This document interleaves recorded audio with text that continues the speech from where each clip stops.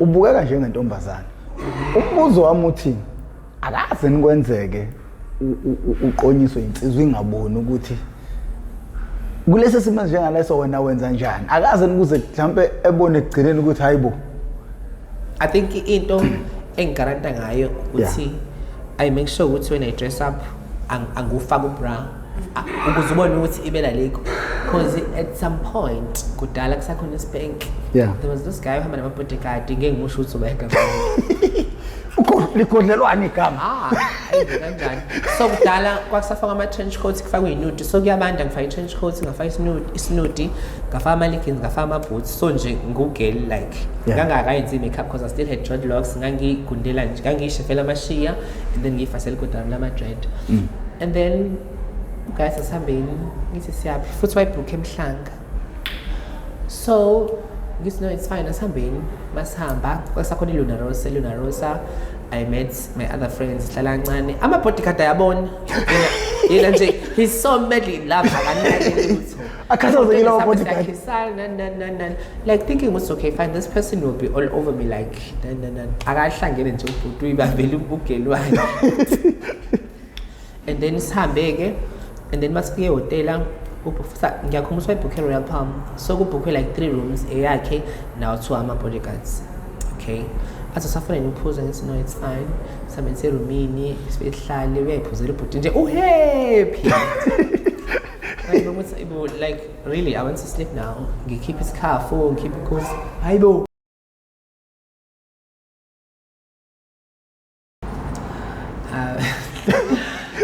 Okay, sanibona. Igama lami ngiwuMel Shelembe. Yes.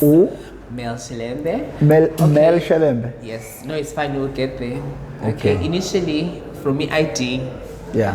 Ngumlungisi and ngazalelwa kaTabeka. Ngikhulele eMulweni. I did my lower grades eBazamile.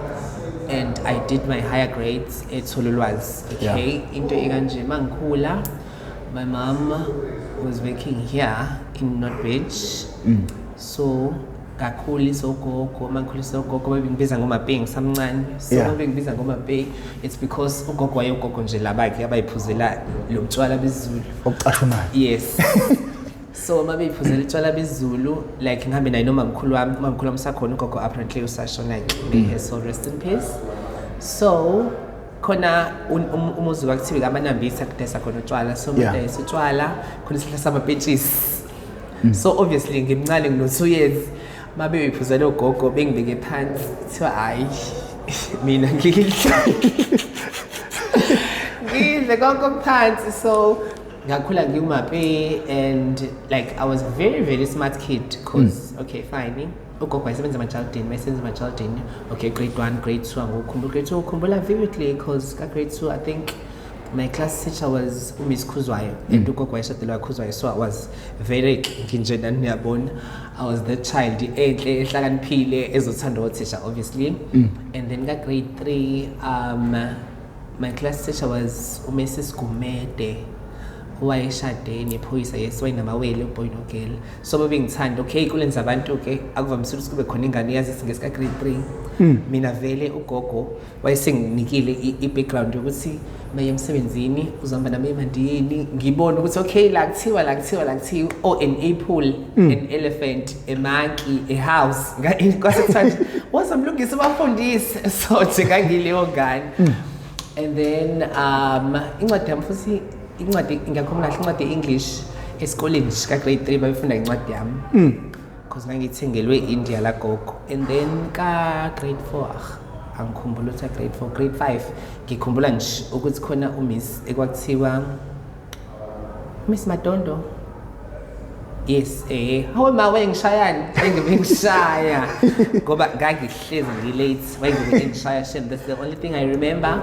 And also ngase ngiqala ukuhlupha ke nje ngase ngingane ehluphayo ngifika late because khona lamapeni akudala ayingathi likhandlela and then lirephe ngoplastic libe nopopayi. Mina ngangihamba nogogo ngithengele Manhattan ePine Town angithengela nobhabhi nani ngangilula ngiluma so mawuluma lento eyiwex igcwele emlomeni angikaze ngisho kanje kuthiwa ngixubhile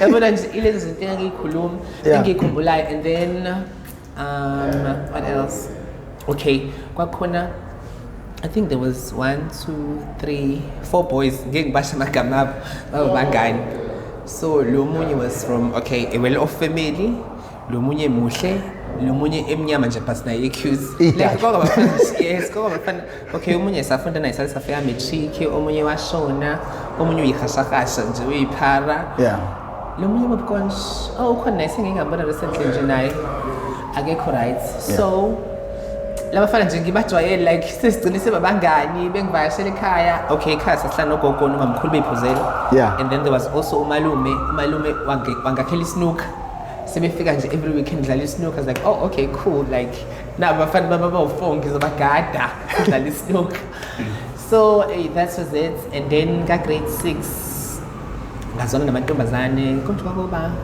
ngizona ba grade 6 okay ngiyabakhumbula ngibasha amagama abo agodliwe yes amagama badweng wash and then khona umfana wayehlupha ngikhumbula kahle ukuthi ekhaya sasiphanga istofu lesi saparaffin so basipheka istofu saparaffin every Sunday ngizothunywa 5 liters about 2 saparaffin hayibo umfana ngivimba ngiphuca 5 rand ngithule ekhaya kwakusentabeni nginyuke mase ngifika nje sengizofika mhlawumbe kusele 2-3 minutes ngifika ngisikhihle isilovele ngimpofu ngifuna ukufika ekhaya ngiyibombe ngathi nje kade ngiqalile ekhaya sewindaba ngisho sayibo siphumane ngishayela athi nje mamkhulu asishone khona lo uyayiphuzela ufika esitolo kugcwele kuthe akamushayanga kanje ngempama umfana wangizonda lokho so yeah ka grade 6 nginoba konje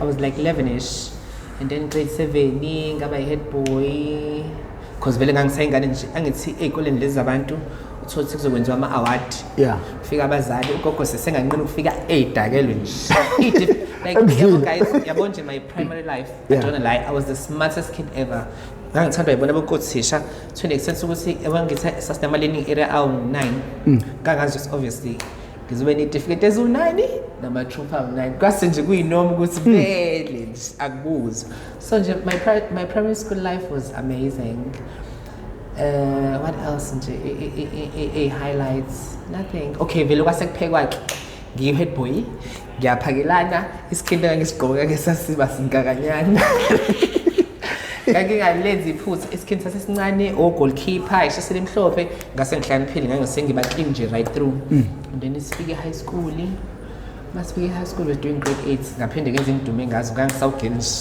oqaqamukayo ngisazi ukuthi ngunumber 1 ngunumber 2 ngunumber 1 ngunumber 2 and then grade 8 was amazing khona Miss Gwamanda uyowayengithanda because othisha bayethanda ingane ehlaniphile nje ayike kwafika uDSW ne-initiative yokuthi kuclean umgwaqo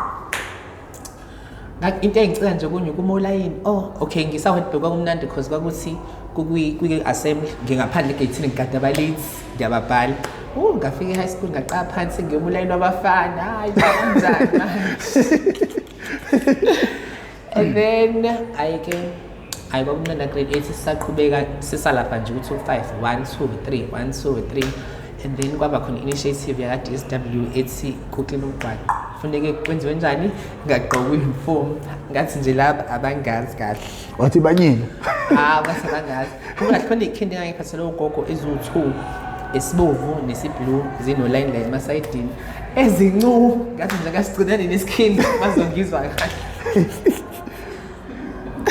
hey guys ngathi nje ngifika ekuseni hayi umscream ngathi kodwa bona ngicela bengenzani lapho ngase nginabangani bamantombazana abawu9 masidla caba ngomfundo grade 8 masidla sivala i-split class yabo leclass lama container sivala lona siphendula izitulo kuhlale sina sodwa eclassini indlela engangikhohlakele ngayo ayike kumimi assembly namila abafana cishe angithi ngifuna ukuba lapha phambili ngoba ngifuna ukubuka emva kwami abafana bengabanga umsindi bathi bashose namhlanje ayikho i-assembly amahloni hayi siqhubeke usuku lapho nje ngiphasela ibhushi ngabe ngiyishwibela ukuthi kuclean umgwaqo that was nice And then grade 9, there was nothing exciting. Work orange, periodic table. Oh God. And then grade 10, kwakhulunyiswa to Mrs. Keys. Wathi nje ngeke mlungisi. Funeka nje uye ka physics ohlala phambi. Ngithi hayibo anginayo energy mina yesiphithi. Ngifuna into esheshayo. Okay, fine. Bengikhethela ama subjects. And then I think physics and maths were not my strongest point because since grade 10, okay, fine. I was still there. Ngangisayibambe iqini because i-crush yami ya grade 10. Oh my God. Sicela ungasijahise yeza lapha. Hayibo sengiyaqala phela manje ngiyahlakanipha. Okay, ka grade 10 kwakukhona i-physics and then kukhona commerce and then kukhona i-tourism la bala mabhodlela. Konje wayenzani uSibani bani? Tourism. Awe maths akabonwa, physics akabonwa. Jeez. LO akabonwa. Owayeka geography. Ngikhumbula kahle ukuthi kwakudume kwafika ama-student teacher kwakusakudume i-high school musical khona ugirl nje oyomngane wami uNomvula sicula i-high school musical hayi kwangebe kumnandi sengicula ne-crush yami ngiwathi wena. And then kwaphinde futhi kwaduma uRihanna i-auntie. Yo guys, music ngangikuthanda don't wanna lie. And then what else? Academically no, kwakusa right, kwakusahamba kahle nje kusathiwa baba uzohamba kumele isikole hayi kusanyiwe. And then yaqala inkinga jeez. Grade 11 sengihlakaniphile sengiyamodela Miss Gay Durban. Miss Gay Pride, Angelos, yo guys, bandla ngaqala ngahlupha sengihamba ngingabuyi sengithola nobhuti othile omdala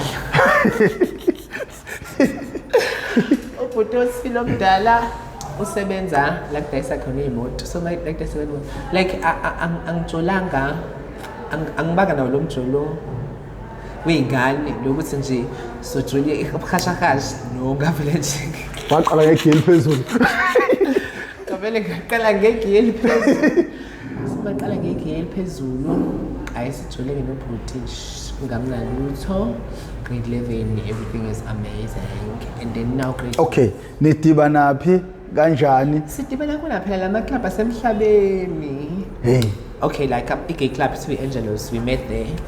And then hayibo uthi ngahamba naye hayibo the next thing siyafonelana sithengana amafoni nje Hey.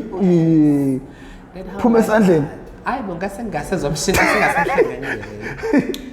So hayibo awumaxesha kashe igama lakhe saqhuba nje cause khona abangani bami behle eNtuzuma sasihlala eTown angithathe ngilale kubo ngivuye kubo angise kubangani bami eNtuzuma angilade nje ngangiphila kamnandi ngangena stress.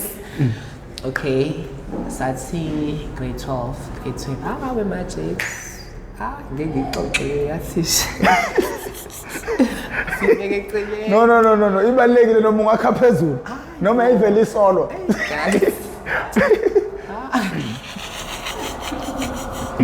Okay, fine. There was a teacher in the midst, but God, it was amazing. But and then there was magic dance. So, I don't know if I should talk about this, but I booked what I don't care. Like, at some early stages, my stepfather was not into me ngaleyo ndlela. Yeah. To an extent ukuthi at some point wangixosha. Like I think I was doing grade 9ish. When I was doing grade 9ish,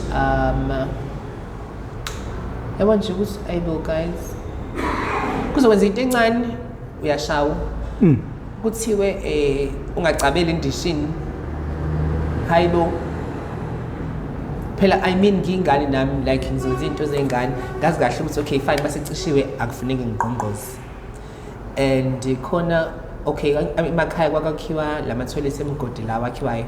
So there was a girl called Gugu Abilagazi. So that's how, like, mina ngumuntu osherayo, like I'm an oversharer. So ngimxoxa hayibo i-situation ikanje. And at that time my mom was not working. Uyena ugayi wayesebenza, like he will literally give me isihlanu lapho ngifunda grade 9. Ikoti esikoleni, I think it was like 3 rand. I was like, is this guy for real? But I think that's where ngafunda khona ukuthi ngithi venture into beauty business, because ngangazi ukuthi mangiluka isinuphi ngizothola 10 rand, ngizothola 20 rand. Okay, hayibo guys kuningi, yazi kuningi. Okay fine, asishiye eceleni le esikole size manje la kwi-personal. So okay, before uye lapho ubutreat kanjani esikoleni? Abanye abafundi bebephathe kanjani? School was amazing. This is why ngisheshe ngathi, let me just tell you esikoleni ngisheshe ngiqede, because school was amazing. Teachers love. I feel like mawuhlaniphile esikoleni awunankinga, awubile ngisho kuthiwa usuwenze wrong omnganani, but uyakwazi usugqibeke because sakwazi ukuthi kuthiwe hayibo Mlungisi, can you just teach these people 1 or 2 or 3 and then ngikwenze, and then uthisha uzokhohlisa I think love 3 days. Uthisha uzokhohlisa mina ngifeni ngiphethwe ibhabhalazi ngalala bad. So yabo nje school was amazing. Until matric, school was amazing. So mase sibuya back to personal life. Okay fine. And then kwaba khona le saga ye stepfather. Okay fine, when he was there I was like, okay cool, well he may be right, because manje say right, manje shem he's amazing. Kodwa nje, like I feel like if akangithithanga indlela angithitha ngayo, it would have been a different story. I would have been somewhere else right now, because okay fine, uGugu athi no, it's fine, woze ekhaya khona ugogo zikhona ngasekhaya ufunda nazo uzoba right. So ngaba right, uGugu used to give me money esikole, ngase ngihlala khona nje literally, ngase ngifake ngivakasha ngaleso sikhathi, because I mean I'm supposed to see my mom at some point. So okay ngahlala and this is making me very emotional. Ngahlala kaGugu until matric I think, yeah. And then after that ngayosebenza eKinki, ngasebenza eMovers, and then ngasebenza eKinki, and then that is where the beauty started. iKinki le inwele? Yes. I don't know how to add this. Okay fine, after Kinki, because ngabona Ahmed, no man, I'm fighting a losing battle, because ekugcineni lo muntu ushade noma, and asikho isidingo sokuthi ngibe toxic, because vele ekugcineni I don't care, and like I don't need you right now. So after Kinki, business day inwele lasabhumaki, I hired 2 girls, berente emakhawusi, ngahlala eJohn Ross, ngaphuma nje, like ngaphuma ngathi okay fine. John Ross le? Yes, John Ross house. Ngaphuma nje ngathi, you know what, now I'm living my life, and everything was amazing. Ngiphila impilo yami, ngigroovela koSpanky. Nje kwakumnandi empilweni. And then thereafter, what happened? Injenya exciting, guys. Cause okay fine, after John Ross I've been flat hopping. Okay fine, ngashiya phansi ngayisebenzela, and then 2017 I studied beauty therapy. And then it was just a 1-year diploma. Mangiqeda isikole sangitholela umsebenzi ePortchefstroom. Masengithola umsebenzi ePortchefstroom because I was just going to train staff. How do you do massages? How do you do waxing? How do you do those kind of things? And then ngasebenza with a very beautiful family, and they welcomed me nicely. Bengihlalisa in a beach house, like literally ngangihlala ejacuzzi mangiphuma endlini ngiwalke ngiyolwandle. So everything was amazing. Ngisebenza classic, and then ngabuya ngo 2020. I think so. It's like Gasenkhathele, a small town, because every weekend in Nangfunubu and visit Segwin every weekend. Dance, I mean. And then Mangbuya, current tap on Mangbuya. I went to prayer center. And in the prayer center, I really kaya. Like angzwani no control. So Manglele kaya, and then this problem started again. You know, I feel like I can hand. And then my brother was like, ayibo kanjani, because lo muntu has been helping, like sebemuvile ke emolweni sesimanje sesinanda because ustepfather vele why adene ihlobo enanda, so wathola indawo. And then wakhala, and then my brother was like, kanjani manje if phela uthi umela ahambe shothi sihamba sonke. And kwaba ne commotion, like I don't like commotion. That's no, it's fine guys, I'll leave again. Like I've been, I always told myself, no man, as much as isn't just as right, and sing but this person wants this. Umubheka ekwenzeni kwakhe lento ingenxa yempilo oyiphilayo noma mhlawumbe ukuthi kunzima ukunceliswa ngayizali mawuhlaziya nje analyze ubuka. I feel like kunzima ukunceliswa ngayizali because I don't think it's got anything to do with his sexuality. I feel it was just how he was hurt ukuthi I disappeared kulo muntu and then mangibuya hayibo sekukhona umuntu okhona manje. Wow, alright, yes, that's so nice. And family wise, no, my family is good. My brother is very protective. My friends will tell you, like my brother is very protective over me because at some point khona indawo ekwagroova yona Clement kuthiwa isegalix, and then wayisamba ngeCorolla I think. So like mina ngiyathanda ukuthi mangiye out ngibe muhle and stuff, so abafana were like all over me wathi hayibo kwenzakalani manje to an extent wazangithatha wathi vele udanse phezu kwemoto ngizohlala la. Yeah, understand, like he's very protective like that and he loves me to bits. So nje yeah, ifamily yami nje iyangithanda, ifamily yami nje iyangithanda. I feel naye bandishimo uyangithanda ukuthi phela angazi, and futhi we've never ever spoke about it and angisiboni isidingo. So nje yeah, impilo ke nje yami has been amazing. Angikaze ngiyithole into yokubhulisha ukuthi ngizobhulisha ukuthi ngigay, ngizoshaya abantu ukuthi ngigay. Mhlawumbe abakuboni. No, not ukuthi abangiboni. You know what's the problem with le community? Okay, fine. Mina I do makeup, ngifake inwele. I make sure ukuthi ibele uyabona alikho, one. And two, enye into I believe ukuthi angahlaphe nginengqondo intombazane yakhulu yokuthi umfana approach yena musuku approach wena angisho ukuthi ngithi aba experiencer ilokhuzana hate crime basuke be attractile bona, but in most cases I know for a fact ukuthi itabane ziyabahlupha abafana. Yabo nje mina ngiyahlala nabafana aba straight, like njengamanje ke sengihang out nosabadala, so siyahlala nje nobhuti aba serious, and trust me kuze khanje ungekho ubhuti osephatheke kabi ukuthi isitabane lesilokho singicishele itabane ngiyazazi zikhohlakele Nisezibona ithuba lendoda. Itabane ngiyazazi zikhohlakele and weak. Uthola ukuthi umuntu hayibo usethinta umfana, uthola nje basihle kanje sengizothi nje umbonile Thomo uyangifuna ufuna ukuthini ubaleke ngani ungathi kugcwele lawo usuyafuna kakhulu so 100,000 manje wena ngisuzofuna. No, itabane nje izinto ebuye izenze ze experience hate crime kakhulu endaweni eziningi ilokufunwa umfana engakufuni. Umfana obviously umfana will make a move. Mina yabo nje not ukuthi ngithi ngiyachuma ngalokho, I know for a fact ukuthi angi out ungingashelwanga noma kanjani. Kuya kumina ukuthi okay fine sengifuna ba, because at the end of the day ngisho kuthi umfana straight kanganani, my architect to you he will make a way ukuthi athole number yakho one way or the other. So zona ke hayi ziba pros abafana bathinta amatotolozi like can you ever Kids, like can you ever yazi ukuthi ekhaya sekukaba nomcimbi ngeke ngasho amagama abaziyo bayazi. Ekhaya kuba nomcimbi like I will call my gay friends, okay fine. Itabane obviously vele masekuphuzwa sifuna like pizza khona abafana like abafana.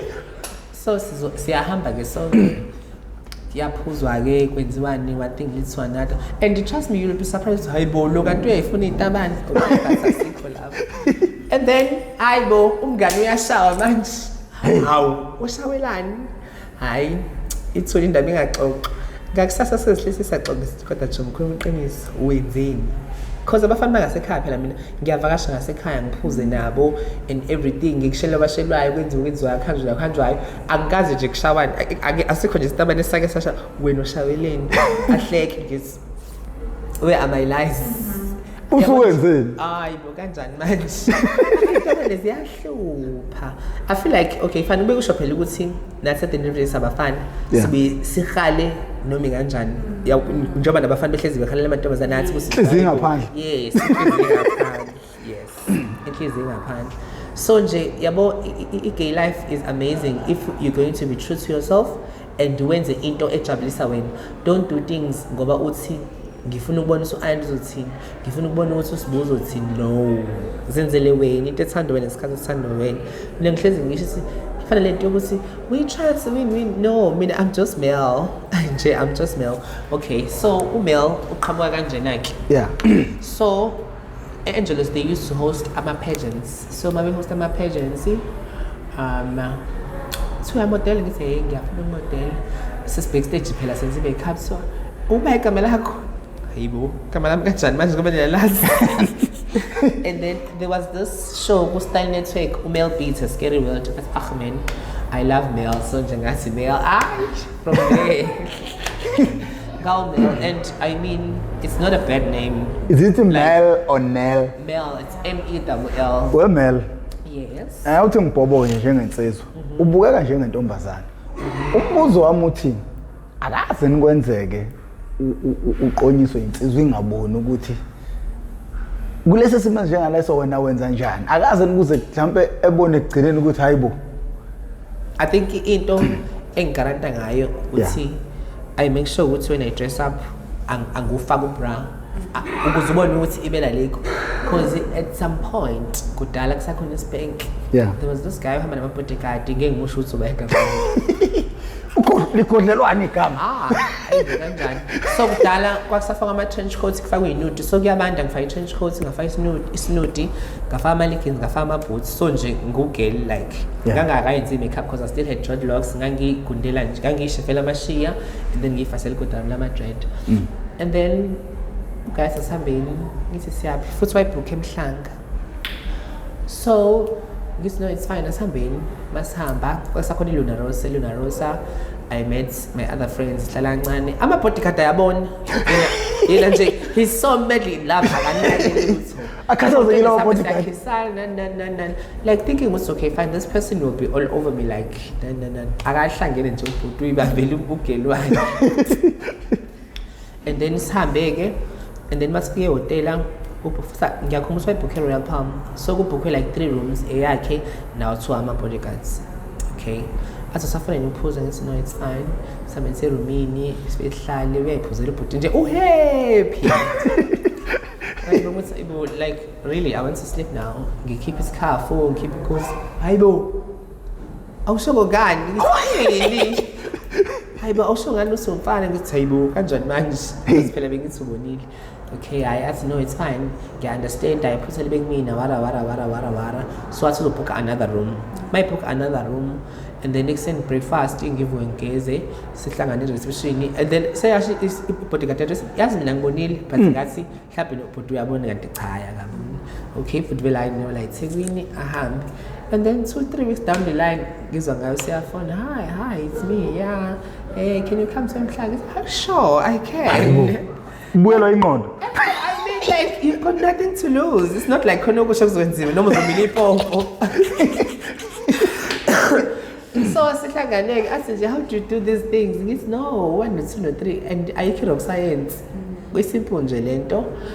Kuyafana konke kwenziwa nje the very same thing. And then we did the dates and apparently should say we were enjoyable because it went on and on and on until he bought a house around. It went on nje kwa right. And then wamuvela hayibo kanjani manje. So wamuvela kandawo. Why muvela endaweni ethile.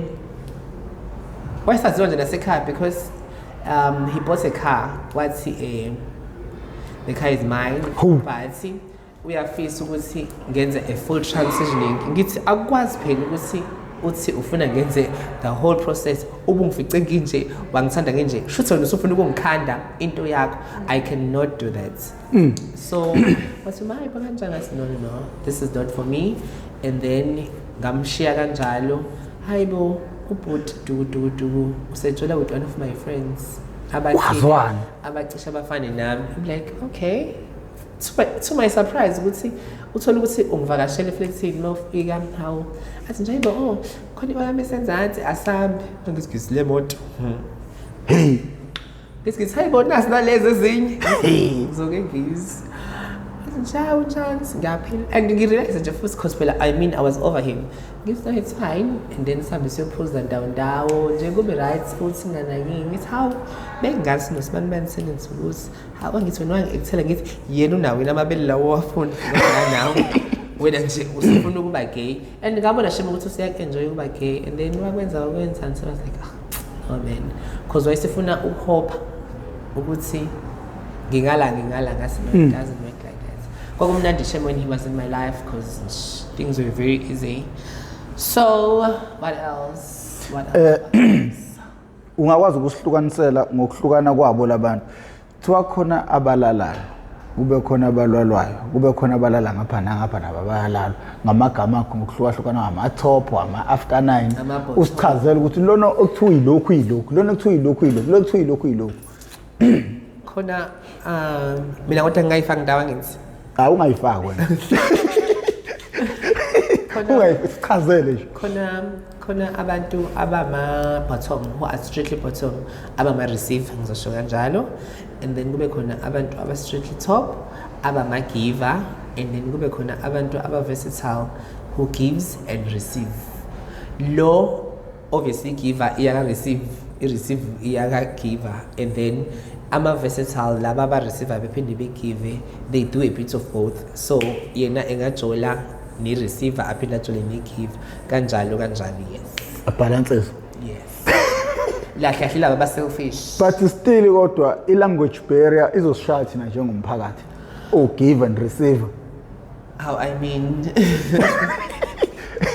okay laba abama-bottom bayenziwa akekho umuntu ongazisini ukwenziwa yeah and then laba baba-top bayenza base kuthi laba aba-versatile bayenza bephinde benziwe like bayakwazi ukuthi benze find okwenza kumina nami ngizokwenza kuyeni yabo that kind of vibes yes hayi ikhona impela into ekhona la lapha ezansi uthi wawune crush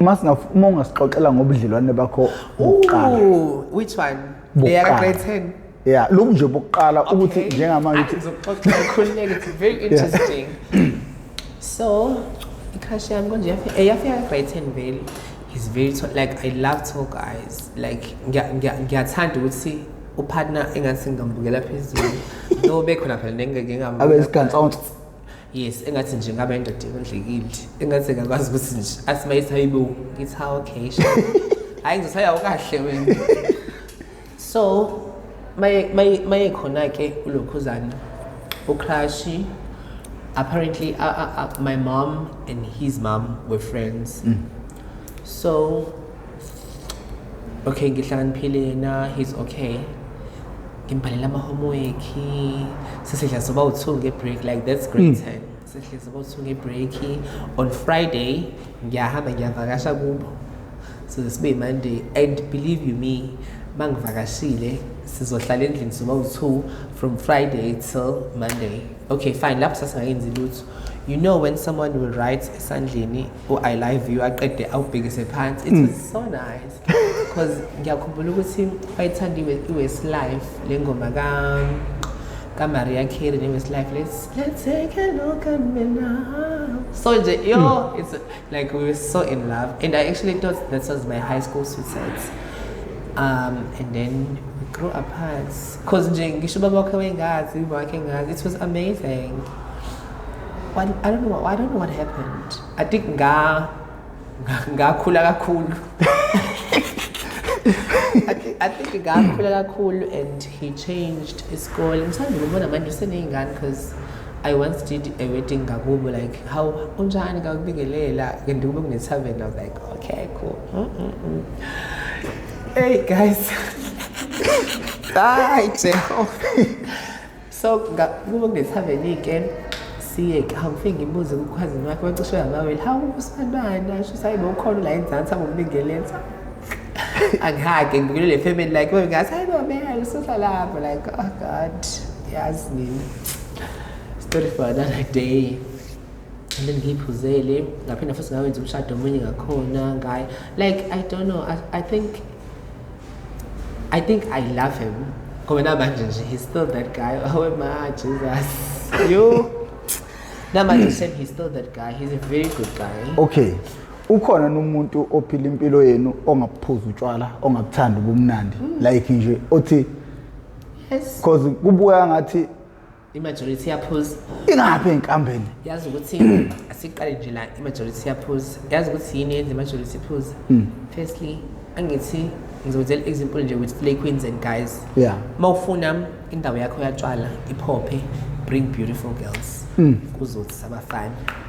So same thing nginala eTabanini ukuthi obviously etshwaleni there's a wider range abafana and enye into masebe intoxicated abafana will do anything. Ilapho nje indaba and unye futhi utshwala amnikana isibindi bubanika isibindi man we can do this because I mean bonke they can attest ukuthi sisakhula like ngasekhaya yazi khona la kuphuzwa khona uzothi uthi ematshwaleni hayibo Sibandana nangu hayibo the next thing seniyaqabulana hayibo kanjani yabo. So nje I feel like etshwaleni imajority yethu singena kanjalo and bakhona abangaphuzi bakhona nje abangaphuzi because khona ngisho abafundisi khona ngisho abasontayo I once dated umfundisi and it was amazing. Wayengaphuzi nje kodwa mina nje awu emphakathini unjani umfundisi uyivezile ubengahlala and he's very very popular because washadisa one of the celebrities manje ngithi hayibo Skibem awuxoxe you know he was very very popular because imoto ehamba ngayo cishe ngashikama naye yayine white interior so manje white interior njalo mayizulanda athi hey yabona ke manje mashelembe ngibizwa mashelembe le moto yakho le makeup yakho sengcolisa imoto yami ngisiyo kaze ngavele like he was a very much of a neat freak. So kuyenzeka umuntu angaphuzi and trust me mina nje mayengilana shahla ukuthi ngicela utshwala because I mean i-weekend ngifuna uku-enjoya so nje ya kuyenzeka ukuthi uthole ukuthi umuntu uphila nempilo angaphuzi. Okay,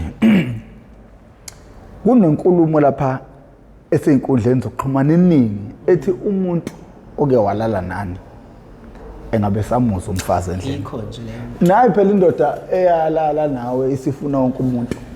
No.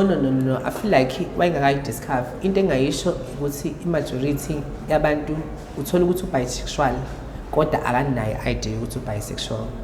So okay khona laba after 9 okay vele kodwa ufihlile and then lo bisexual uthola ukuthi ubisexual but akazi. So mase esemtholile umuntu ozomkhombisa hayibo when we enjoy lento uyayithanda and yakufanele mase iyaqhubeka ke and it keeps on recurring ukuthi useyenza mase bakhona igangi ke nje ezikhohlakele ke igangi ezikhohlakele I don't know if I should call this person isgangi or what but nje uthola ukuthi umuntu he's happily married kodwa nje still uyenza lapha ya Umbuzo wami uthi weke waboshwana no ayaboshwa gangi lempela uyisigangi esokuzala bakhona futhi ngeke ngisho ukuthi bayigangi nje uthola ukuthi I feel like kodwa basuke nabo be bisexual after 9 basuke be bisexual ukuthi okay fine lo uthanda bo2 aphinde futhi azokufihla lokho yabo ukuthi usejele kabili. Yes, so manje kunabantu abaganiwe abanabafazi abanezingane aba happy futhi uthola ukuthi ngencindezi yokuthi mawuyindoda mele uganwe mele ube nomuzi mhlawumbe ekhaya yazi ukuthi ngoba uyindoda mele uganwe ube nezingane mhlawumbe uyasebenza kodwa uthola ukuthi akayona leyo nto. Yes, uma nidibana nabantu abanjalo abakuleyo nkinga uthothi uyireceive kodwa usenkingeni ukuthi manje uganiwe ngoba isiZulu sithi indoda mele igane. Uma nikhuluma nalabo bantu iziphi ingqinamba ababhekene nazo kunjani khona emshadweni lapha bakhona? To be honest angikaze ngibuze but I've met quite a few athi nje okay fine awu master sengizoyidisclose ukuthi ngenzani athi nje awu mina ngiyakhalela ukuthi ngenze ukuthi but I don't do this and not ukuthi I don't do this no ngoba it's you like genuinely I don't do it at all and uzoyibuza ukuthi why is this person requesting such from me because I mean I'm a girl how can you ask just because I'm a girl with a dick it doesn't mean ukuthi sekufune manje ngisatisfy some of your needs because mina ngiyazazi ukuthi ngiyini ngenzani so nje bakhona and it's worrisome because ngiyayibuza ukuthi lo muntu ekhaya wenzani uya-enjoya kodwa phela mhlawumbe baya-enjoya asazi awucabange nje kodwa usuwenziwa indoda ade it doesn't sound right kungcono at least iba bisexually wenze ube after 9 wenze I think for me not ukuthi it doesn't for me nje it doesn't sound right ukuthi hayibo indoda yami nayo indoda yayo kanjani manje no but asifanani umuntu une choice yakhe ukuthi ufuna ukwenzani ngasikhathi sini nobani so we cannot judge them nisondelene kakhulu nabantu besifazane nize nilale nabo njengosisibeni nisho njalo kodwa niyageza ndawo kodwa iqiniso lithi bona baqondile labo bantu besifazane yes akaze kwenzeke yini ukuthi kulelwe akunyonyobele umuntu besifazane amen njengalezo kwenzeka kanjani no mina nje shame I don't wanna lie akaze nje enginyonyobele cause ever since I've been a girl even my older sister used to say khona sasiye ema-gates like normally umsebenzi wakhe ke umfake ema-hotel khona la sasiyekhona ema-gate so ekuseni siyageza like mina I don't mind bangiqeda ugeza nje ngizoyiphumela ngiyoyigcobela athi nje kodwa mele inkosi yamsizi ingane zabantu aziyokwenza njani so we laugh about those things because I mean umuntu osifazane nje akuthi diki and I've never and I will never yini esuke ebuza ukuthi umuntu osifazane ayenza njani ngoba mhlambe inde no ukuthi nje there's nothing okay kuthiwa nina imboko engaphezulu kwezethu ibangwa yini le nto personally speaking mina cha awukazi uqhathanisa azi ukala akukho nje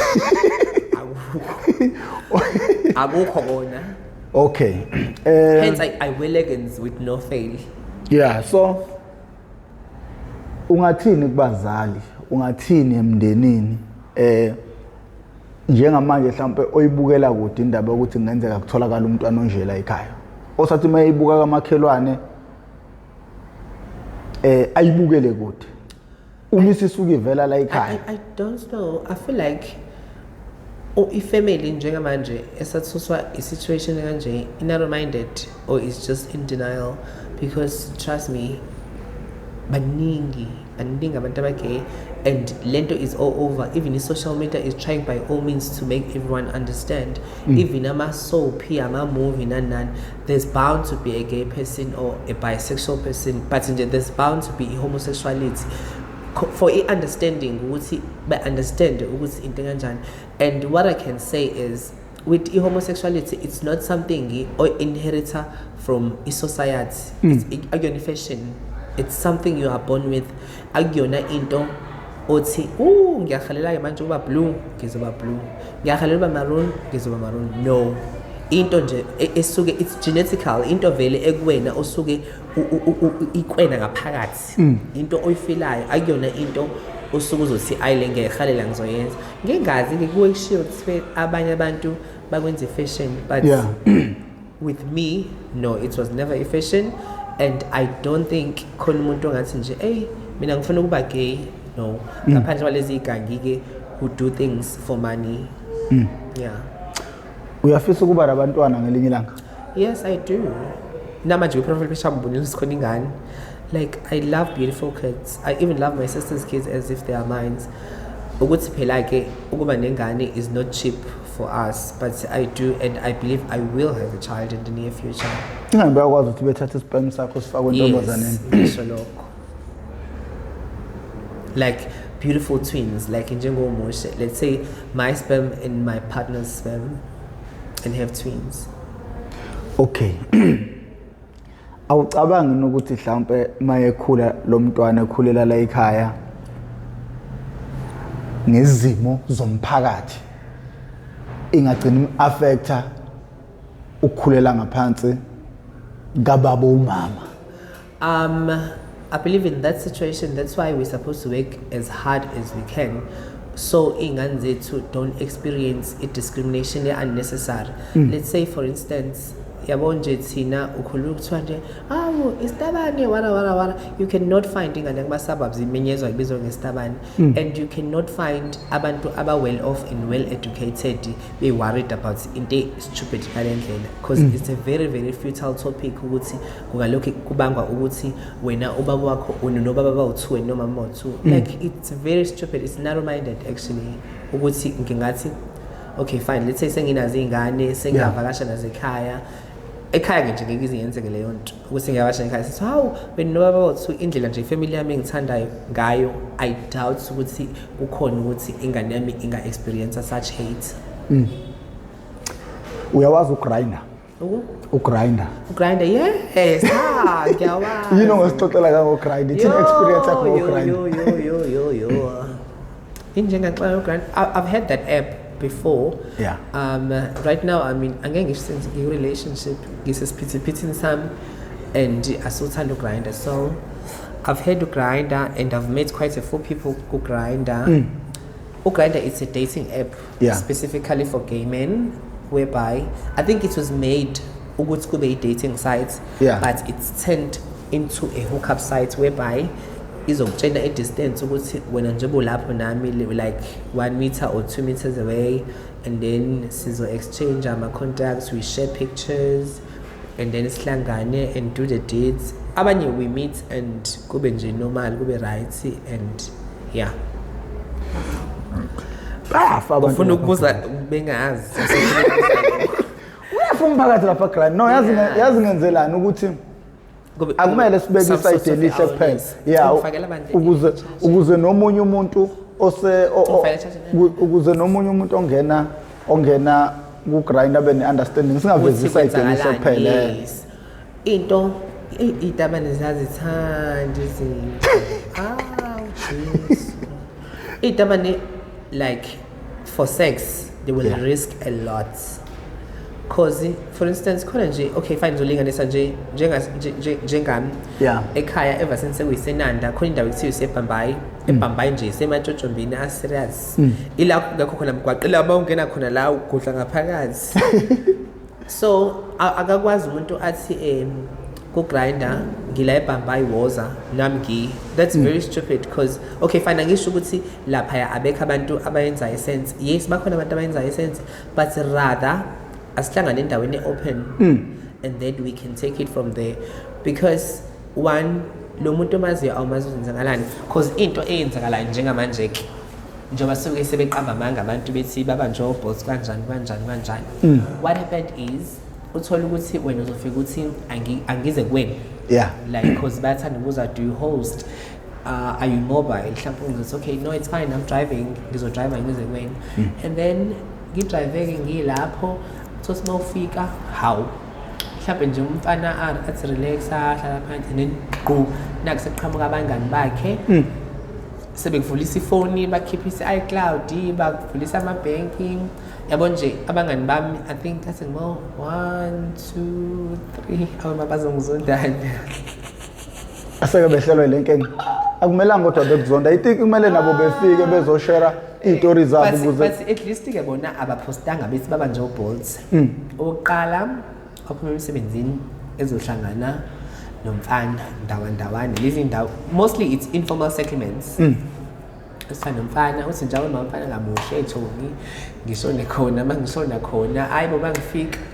mayivala nje mfana sicapha baqhamuka bafana besicapha bamkhumule bamsendisa imali bamvulisa iloan bamthatha ivideo lento abahleze bezisho nje ukuthi ziyenziwe and then masibeyanza kahambe ke bahamba nabavula icase wachaza nomunye same formal in settlement naye bamenza njalo. Omunye ke the other side of town umfana wami requestela ke Misibindi, umfana wami requestela mayifika endaweni naye futhi baphinde bemenze same story bemkhiphisa iCloud bephinde bemrequestele back home yabona nje ugrinder awunalutho abantu kufanele bebe cautious and extra careful because ekugcineni ama red flags are always there usanda ngitshela ukuthi hayibo Chomi cela ubuke ngisende izithombe zomfana lo wayembambile ukuthi hayibo buka lo mfana shusa akasaboni he's back on my DMs shuse phela lento is like a syndicate baningi shuse bayasave ukuthi okay fine naba because ngamtshela ngathi hamba uvula icase wathi ngiyasakwazi cause waqamba amanga washo a different story angisho ukuthi mhlawumbe nami ngiyowathola ama desperate times kufanele mhlawumbe ngo-download uGrinder I mean uGrinder is worldwide it's international ukhona yonke indawo mhlawumbe ngiyokwazi ukuthi ngiye-holiday let's say for instance in the UK uma ngiba bored obviously ngizo-download uGrinder noma ngizo-download uTinder and I will meet people ashesha lapho Grinder yonke nje naku-Facebook kuyashesha naku-Facebook kuyashesha so nje it's not like umphakathi lona unkanisile unifuna uthuli kodwa manje ufihlile lapha ey'nkundleni zokuxhumana yeah cause yabo angifuna ukufihlela esikhathini samanje baningi abantu abagay it doesn't necessarily mean ukuthi sifune kuzoba uGrinder khona abantu yabo nje uFacebook uqala wenza ama-profile alokhiwe umuntu uzoku-inbox une-profile elokhiwe kuvela i-profile picture kuphela nikhulume nize nihlangane same thing yenzeka kuGrinder ingenzeka naku-Facebook futhi kubalulekile ukuthi kumele nihlangane mhlawumbe e-police station manisaqala not police station per se I feel like ama-instincts akho kodwa asuke ekutshena ama-instincts akho asuke ekutshena cause mawukuthi uzobanja inkunzi yamanje ubanja inkunzi ku-Uber ubanja inkunzi emgaqweni ubanja inkunzi emall ujova ngisho la etown vele ikhaphakile inkunzi e-South Africa yes so nje I think with uGrinder or with whatever dating site I would say at least have coffee first or have dinner okay fine phela laba abafihlile kangezi indaba lapho ke angazi sibazenzana ngazi but ikhona indawo ezana ama restaurant acashile ukuthi ningabonana lapha ku-cubicle yeni babili nje nibe right nikhulume and I mean if sabafana soba u2 we just having beers nothing will hurt ukuthi zihoni ihoniness lebalimazayo yabo ukuba honi into okay manje uthi indlala phela yenza ukuthi ukuba honi akukho kunye yabo nje mabengahlisa ukuba honi have singaphila mnandi akho bolt ongababamba angisho ukuthi laba bathi bolt uyababamba but nje akho grind ongababamba mabengahlisa ukuba honi hayi bahoni ngeshe mbandluza kwethu bayakhanyela angazi ke mawusho njalo baba aroused ngale ndlela emangalisayo because I mean who can have sex e-bathroom yase-clubbing ngiyangibona ama-video uthothi umuntu ushuthiwe phezulu exactly my point injani lapho injalo nje indlala makhelwane akho ndlala ubaholi ngathi badla ama-steroids athile bese lento ayenziwe yabo nje hayi bandla futhi yabo nje kule mpilo angazi engathi nje ngazi ngakhishwa imizwa yokuba honi asisho phela singabi honi kodwa hayi namanje noma usu-download uGrinder ungabona qunqu inqwabi around samele ngiwu-download ngiyobuka ukuthi kwenzakalani lapho esayifana ngiyi-downloadela ngitshela leli bhili ukuthi bangaka bakhona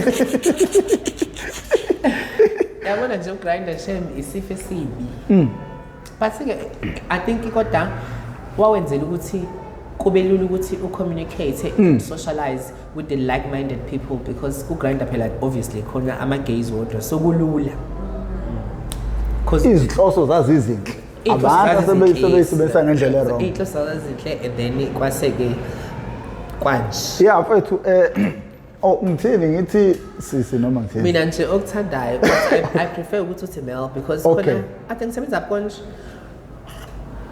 I don't know which wedding I was working on ugel uyangibuza ukuthi Mel which pronouns do you prefer ngithi nje angina-pronoun wena ngomeli because uthi ubhuti wakhe ufunda ugrade 11 uthi ufuna bembize ngo-day ngontontoni ngithi yofanini ngu-us ingakho nami ngiyangifisa ukubuza ukuze umuntu simbize afisa ubakhambasa yazi bengifuna at the end of the day ngisho ngathi but I mean physically I am a male ngisho ngathi sisi vele physically I appear as a female so it doesn't matter ama-pronouns azowenza lani as long as it doesn't pay my bills I don't care okay ngifuna sithi-ke ukugxila kancane emsebenzini wakho mhlawumbe umuntu okudingayo ofisayo ukuthi njengoba uthi wenza imishado wenza abantu iziphi indlela okuxhunyana nazo ngama social media yakho mhlawumbe inamba yakho uma ukuthi wena unankinga nokuyikhipha ungakhuluma nabo ngisho Facebook wami nje Facebook Yeah. Mel Shelembe uyedwa nje uMel Shelembe ofana nami onje akekho omunye futhi inamba yami khona and I have a page which is Mel Creations Yeah.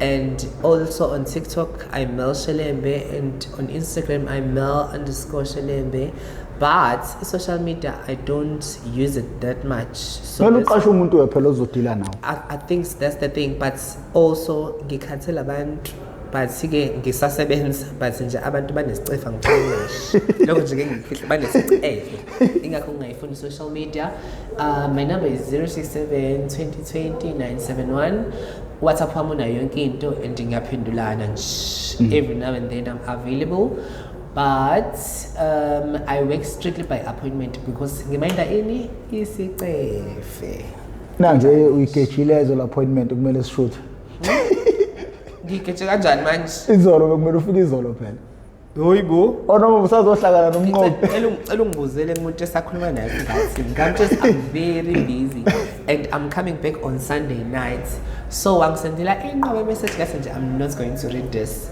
and then izolo ufike ngihamba kufanele ngihambise some documents ngamtshela ukuthi ngiyahamba and I hate making empty promises. This is why namhlanje ngitextile ngasho ukuthi I'm going to start somewhere but I'll definitely make sure I come. Yeah. So I'm that kind of a person. I communicate. no Meli siyabonga kakhulu ukuthi ube ingcenye yohlelo kakhulu mhlambe phakathi kwami nawe singangayazi impact le episode ezoyenza emphakathini Impact nje yenze efune yenze ukuthi ngithole umaqondana.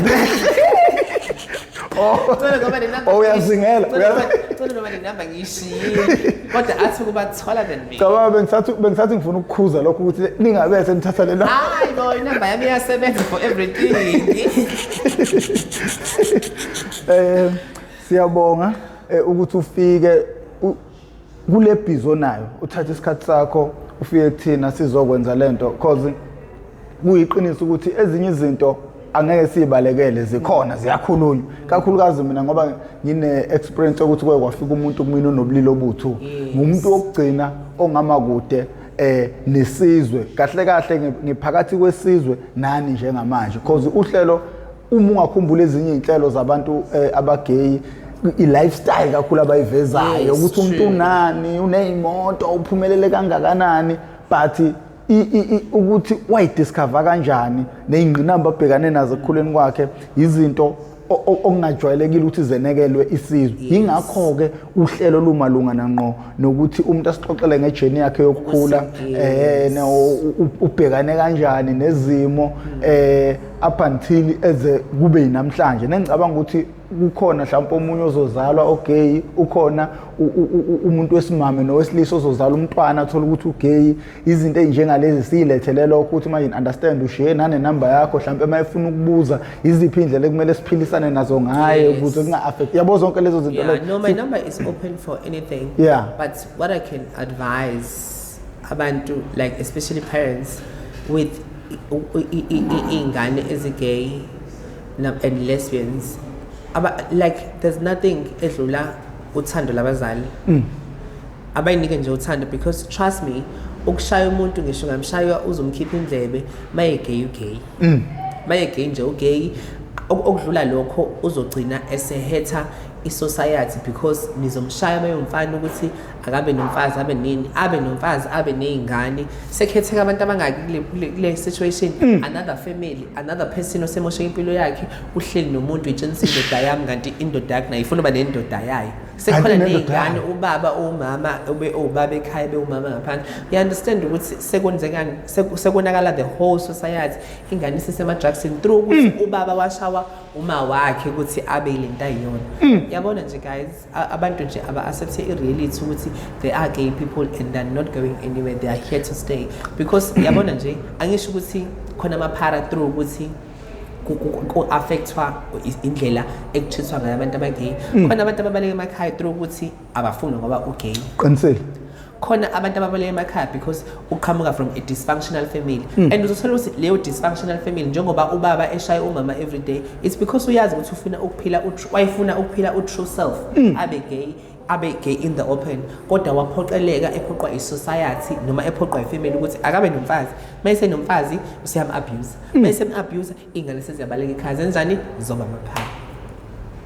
So nje people don't understand this thing is like a food chain ukuthi into oyenza kumina namhlanje in the next 20 years you affect i-society somehow and you're not aware of it. So nje it's very deep. People should just live their true self and then abantu bebanike uthando ngendlela abangabanika ngayo. No, siyabonga kakhulu le i-NT91 TV the voice of the unheard ekuyasho ukuthi isilungu sikude nami but i-NT91 TV the voice of the unheard lapho khona silanda abafowethu nodadewethu abasuke bezozazisa ukuthi bazithola kanjani futhi babhekana kanjani nengqinamba esikwenza malungana ngqo nokuzama ukuqwashisa umphakathi ukuthi umdibana nezimo njengalezi ikuphi okumele bekwenze ukuze kukwazi ukuthi kuphiliswane kahle. Ngakho ke mina sengincenga